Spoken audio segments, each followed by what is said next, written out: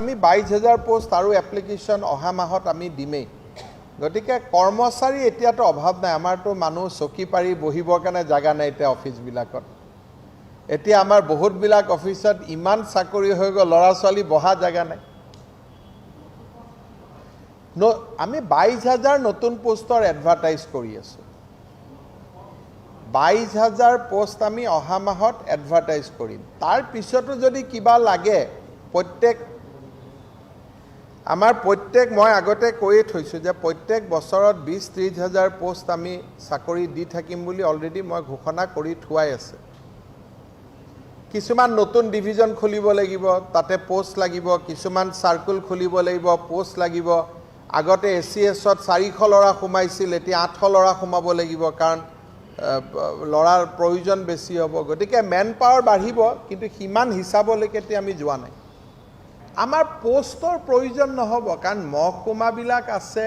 আমাৰ অলপ প্ৰমোশ্যন হ'ব মানুহৰ। ধৰক মেজিষ্ট্ৰেটবিলাকৰ প্ৰমোশ্যন সোনকালে হ'ব, ADC হ'ব। যিখিনি অলপ ডিভিজন বনাব লাগিব, চাৰ্কুলবিলাক আমাৰ আছেই। গতিকে বহুত বেছি পোষ্টৰ প্ৰয়োজন নহ'ব, কাৰণ আমি 22,000 পোষ্ট আৰু এপ্লিকেশ্যন অহা মাহত আমি দিমেই। গতিকে কৰ্মচাৰী এতিয়াতো অভাৱ নাই। আমাৰতো মানুহ চকী পাৰি বহিবৰ কাৰণে জাগা নাই এতিয়া অফিচবিলাকত। এতিয়া আমাৰ বহুতবিলাক অফিচত ইমান চাকৰি হৈ গ'ল, ল'ৰা ছোৱালী বহা জাগা নাই। আমি 22,000 নতুন পোষ্টৰ এডভাৰটাইজ কৰি আছোঁ। 22,000 পোষ্ট আমি অহা মাহত এডভাৰটাইজ কৰিম। তাৰ পিছতো যদি কিবা লাগে মই আগতে কৈয়ে থৈছোঁ যে প্ৰত্যেক বছৰত 20-30,000 পোষ্ট আমি চাকৰি দি থাকিম বুলি অলৰেডি মই ঘোষণা কৰি থোৱাই আছে।